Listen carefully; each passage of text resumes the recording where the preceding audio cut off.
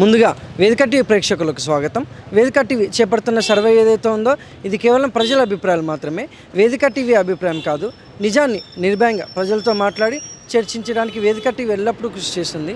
ఇందులో భాగంగా ఈరోజు రంగారెడ్డి జిల్లా ఇబ్రహీంపట్నం లేబర్ అడ్డాకి రావడం జరిగింది. మరి ఇక్కడ ఉన్నటువంటి ప్రజలు రేవంత్ రెడ్డి గారి పాలన విధి విధానాలు ఎలా జరుగుతున్నాయి, మరి అలాగే గతంలో కేసీఆర్ గారి పాలన విధి విధానాలు ఎలా జరిగాయి అనే విషయాన్ని, అలాగే ఇప్పుడు కాంగ్రెస్ హయాంలో రేవంత్ రెడ్డి గారు ప్రవేశపెట్టిన ఈ 6 గ్యారెంటీలు కానీ సంక్షేమ పథకాలు కానీ ప్రజలకు ఏ విధంగా లబ్ధి చేకూరుతున్నాయి అనే విషయాన్ని తెలుసుకునే ప్రయత్నం చేద్దాం.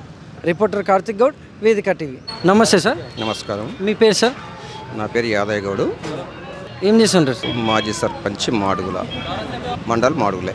సీఎం రేవంత్ రెడ్డి గారి పాలనపై మీ అభిప్రాయం ఏంటి సార్? సీఎం రేవంత్ రెడ్డి గారు చక్కటి పరిపాలన అందిస్తున్నాడు. అంటే ఎట్లా అంటే ఒక అహంకార పాలనకు చరమగీతం పాడి తన చేతుల మీదుగా అంటే అహంకార పాలన అంటే దానికి మేము వివరంగా చెప్పేది ఏంటంటే కేసీఆర్ గారు ఉన్నప్పుడు ఇంకొక పార్టీ ఉండొద్దు అన్న ధోరణిలో పోయిండు. అది మంచి పద్ధతి కాదు. దాంతోపాటు ఈ కాంగ్రెస్ ప్రభుత్వం అనేది ఆ రోజు నుండి కానీ ఈ రోజు నుండి కానీ అభివృద్ధి చేసింది మాత్రం కాంగ్రెస్ పార్టీని. ఆనాడు ఇందిరమ్మ ఇండ్లు కావచ్చు, ఆనాడు రాజీవ్ ఆరోగ్యశ్రీ కావచ్చు, నాటి రాజశేఖర రెడ్డి ముఖ్యమంత్రి ఉన్నప్పటి నుంచి నడుస్తూ ఉన్నాయి.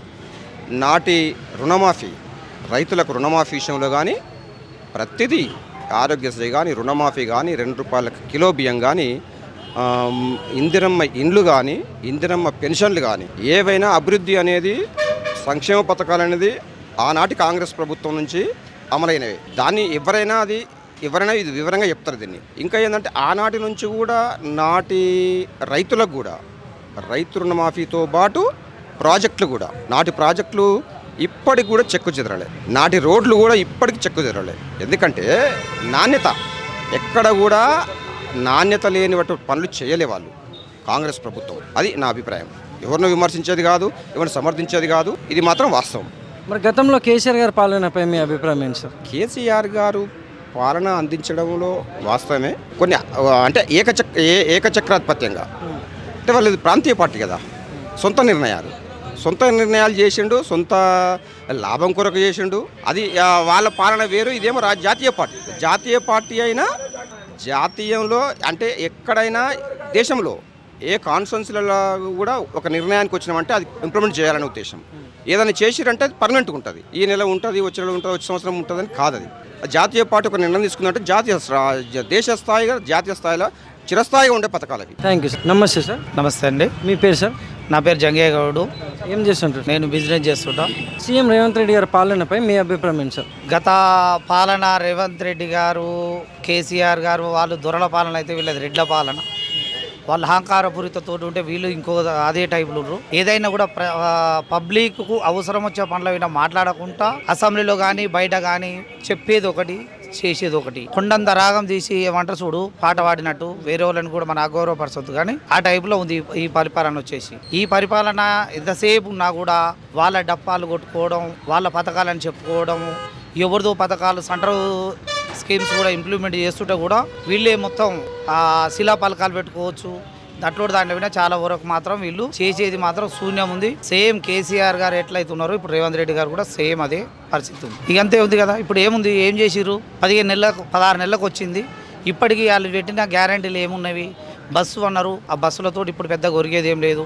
కొంతమంది ఎంప్లాయీస్ లబ్ధి పొందుతారు తప్పితే సామాన్యులకు ఈ ఆర్టీసీ తోటి కూడా లాభం ఏం లేదు. దాంతోపాటు ఈ స్కీమ్స్ కూడా నిన్ననే సన్న బియ్యం పథకం అని చెప్పారు. అది సెంట్రల్ గవర్నమెంట్ స్కీమ్. వీళ్ళు ఇచ్చేది వాళ్ళు ఫ్రీగా బియ్యం ఇస్తుంటే వీళ్ళు ఫోటోలు పెట్టుకొని వీళ్ళు ఇంట్లోకేం చేదో వాళ్ళ కుటుంబంలోకి ఏం తీసుకొచ్చి పెట్టినట్టుగా ప్రచారాలకు తప్పితే కానీ ఇక్కడ ఏం లేదు. ఆర్భాటాలు ఎక్కువ ఉన్నాయి, ఇక్కడ ఏం మాత్రం లేదు. ఇంప్లిమెంటు 6 గ్యారెంటీలు అన్న దాంట్లోకి ఏం చేసిరో చెప్పండి. ఇప్పటి వరకు 16 నెలల్లో వాళ్ళు ఏం చేసిరో చెప్పాలి. ఉచిత బస్సుకు తప్పితే ఇంకొకటి అనేది ఎక్కడ కూడా చేయలేదు. పింఛన్లు వేస్తున్నారు, పింఛన్లు ఇవ్వలేదు. ఇండ్లు ఇస్తున్నారు, ఇండ్లు ఇవ్వలేదు. జాతీయ పథకాలు రోడ్లు మాత్రం అది కొనసాగుతుంది, పరంపర కొనసాగకుండానే వస్తుంది. కానీ ఇప్పుడు వచ్చిన దాంట్లో మాత్రం ఎలాంటి బెనిఫిట్ అయితే ఇంతవరకు అయితే బాగా అయితే కనిపిస్తుంది. మరి గతంలో కేసీఆర్ గారి పాలన చూసుకుంటే దానిపై మీ అభిప్రాయం ఏంటి సార్? కేసీఆర్ గారు ఏం చేసిర్రు, వాళ్ళు దొరల పాలన చేస్తే వీళ్ళు రెడ్ల పాలన చేస్తారు. బీసీకి 42% రిజర్వేషన్ అన్నారు, అక్కడ పోతే 42% ఏమైంది, ఈ స్థానిక సంస్థల మాత్రం ఇస్తుంటారు. బీసీకి ముఖ్యమంత్రి ఇవ్వాలి, ఎందుకు అంటే 18 మంది కేబినెట్ మంత్రులు ఉంటే 10 మంది మంత్రులు బీసీలు ఉండాలి, దాంతో పాటు 8 మందిలో ఎస్సీలు ఎస్టీలు మైనార్టీలు వాళ్ళందరూ కూడా ఉండాలి. వాళ్ళు ఎంతమంది ఉండాలి, రెడ్లు అంటే మినిస్టర్లు కూడా 1-2 ఉండాలి. వాళ్ళు ఉన్నది ఇవాళ మెజార్టీ మొత్తం వాళ్ళు ఉంది. ఈ బీసీలో 1-2 బీసీలకు ఇచ్చిర్రు, మళ్ళీ ఇప్పుడు వచ్చే 6-8 ఇవి ఈ మినిస్టర్లు కూడా మళ్ళీ రెడ్లకే ఎత్తుకపోతారు, మొత్తం వాళ్ళకే. ఎంతసేపు ఉన్నా కూడా మన రాష్ట్రంలో కాంగ్రెస్ పార్టీ అంటే రెడ్ల పార్టీ అంటేనే కాంగ్రెస్ పార్టీ. ఇది ఇక్కడ జరిగేది మాత్రం అది వాస్తవం. ఇబ్రహీంపట్నంలో చూసుకుంటే ఇక్కడ ఉన్నటువంటి ఎమ్మెల్యే మల్రెడ్డి రంగారెడ్డి గారు ప్రజలకు ఏమైనా సమస్య ఉంటే వచ్చి పరిశీలించి అవకాశం ఉంటుందంటారా? మల్లెడ్డి రంగారెడ్డి గారు ఇంతకుముందు కూడా మాజీ ఎమ్మెల్యే చేసిండు, మలకపేటకించి కూడా ఆయన ఉన్నాడు కాబట్టి ఇక ఆయన మినిస్టర్ కాలేదు, ఆయన గురించి మనం ఎక్కువ తక్కువ ఏమి కూడా చేయలేము. ఎందుకంటే ఇవాళ ఎవరి దగ్గర ఉంటుందంటే సీఎం గారు కొంతమంది మంత్రుల దగ్గరనే మాత్రం వాళ్ళకి మొత్తం వాళ్ళ దగ్గర పెట్టుకురు. ఈ ఎమ్మెల్యే గారి దగ్గర మాత్రం ఏముందని వాళ్ళు చేస్తారు. ఇప్పుడు బడ్జెట్ పెట్టినప్పుడు ఈ బడ్జెట్ లా 90% సీఎం కాన్స్టిట్యున్సీ కావచ్చు, కొంతమంది మంత్రుల కాన్స్టిట్యున్సీలకు వెళ్ళిపోతుంది. ఇబ్రాపట్నానికి ఈయన ఎమ్మెల్యే ఉన్నాడు కాబట్టి ఈయనకి ఏమాత్రం ఎంతో కొద్దిగా మన జాల నీళ్ళు ఇట్లా ఇబ్రాపట్నం చెరువుల నీళ్లు ఉన్నట్టు ఇట్లా జాలు వస్తే ఎట్లయితే ఉంటుందో ఆ మాదిరిగా వస్తుంది కాబట్టి ఈయన అభివృద్ధి మాత్రం ఏమాత్రం చేయగలుగుతాడు. Thank you sir. Thank you.